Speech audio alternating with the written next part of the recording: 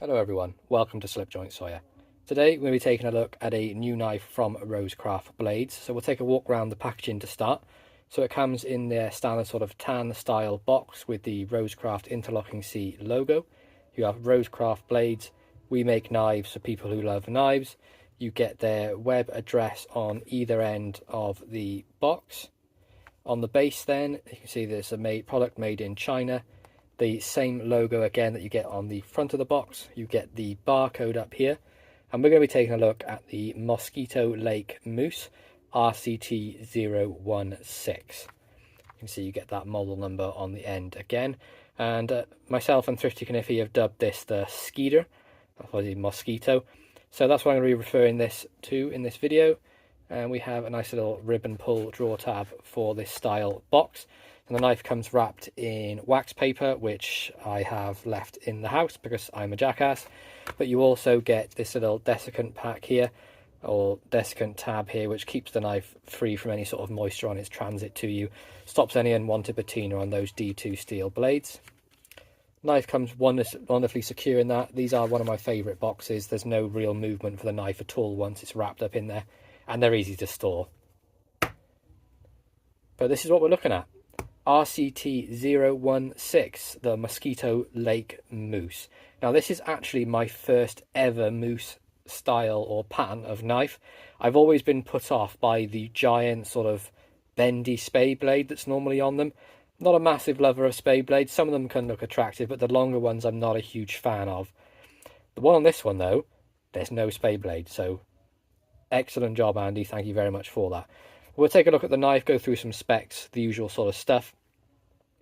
So the handle length, we have, let's have a look, if I line this right up here, between 4.1 and 4.2 inches close, so quite a sizable handle, quite a big knife for me, but nothing that's, you know, too over-wieldy. It's definitely be able to carry this one, and I have carried it the last sort of few days as well, just so I can make sure I can get the sort of grips with it and see what I like, what I don't like about the knife.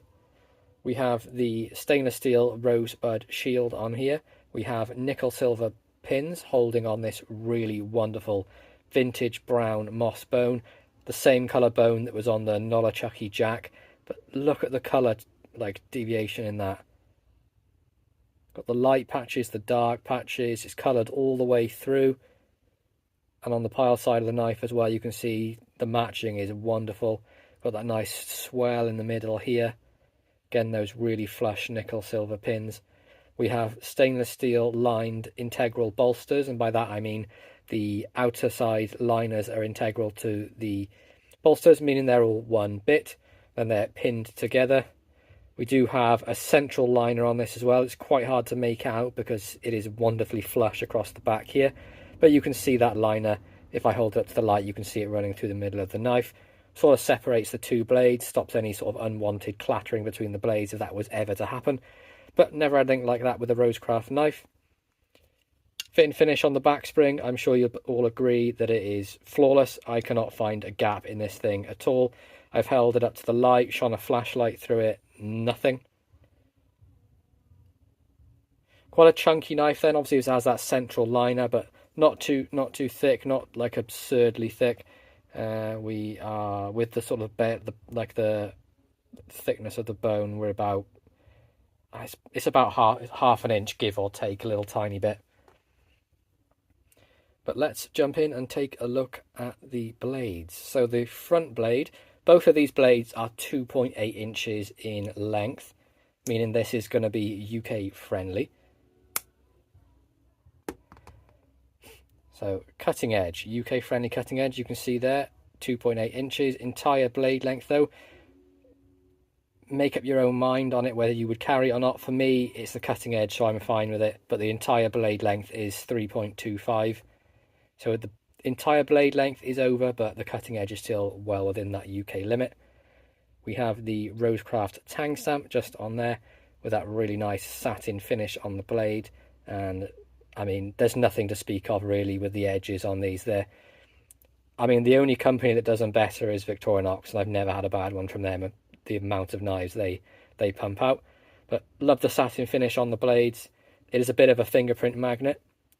We have the crescent moon style nail nick this side with a nice long swooping swedge on there. Comes down to a nice fine point, and this thing is honestly scary sharp. On the back then we have the Andy Armstrong Maker's Mark and D2 steel and RCB016. Nice hefty tang on that as well. You're going to get a nice working knife with this. And with that spear blade in, can you feel it? Yeah, you can definitely feel it because it sticks up above the handle of the knife. But is it uncomfortable to use? Not at all. It sort of fits in the groove of my fingers here, and I'm more than happy to do like a full day's work with this. Or even if I do it in a pinch grip, it fits between the lines of my fingers up here. So it's a comfortable knife to use. Now, is it going to be as comfortable as a single-bladed knife? No, not in a million years. And it's not designed to be. It's designed to have two blades. Half stop. Really nice snap on the close. The pull on this is about 7 to 7.5. Yeah, I'm going to say about a 7.5 on this, with a really nice sort of loud click on the open and on the close. Secondary blade on this one then has a long pull, so different to the main blade or the front blade, and this really fat spear, which is very reminiscent of the one on the Nolachunky as well.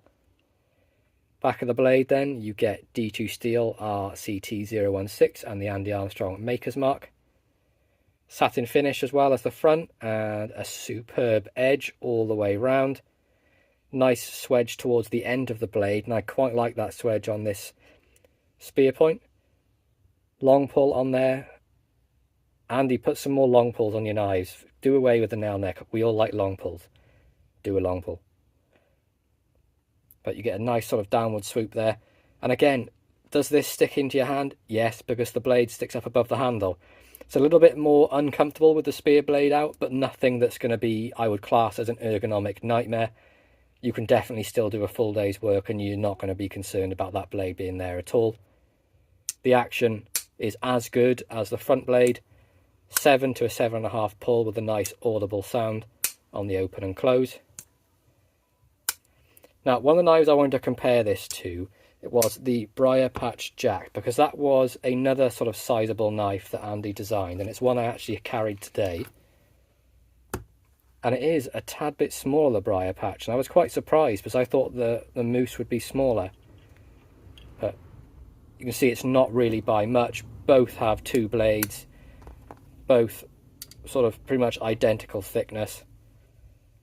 But you can see Andy does do a great job with giving us different clip blades on different knives. Apologies, this one's disgusting. I've been using it most of the day.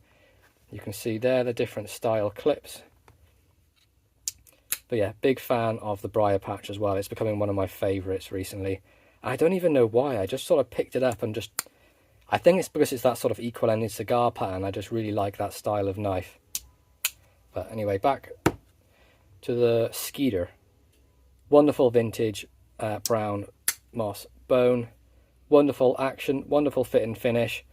What more could you really want? If you love a traditional knife pattern like me, and you want to try something a bit different, and maybe you've not had a moose before, I would go for this one. Honestly, the bone is worth it by itself. But there we go, guys. That's my review of the Mosquito Lake Moose RCT016. Please be sure to like, subscribe, and ring that bell for notifications, and I'll catch you in the next one. Peace out.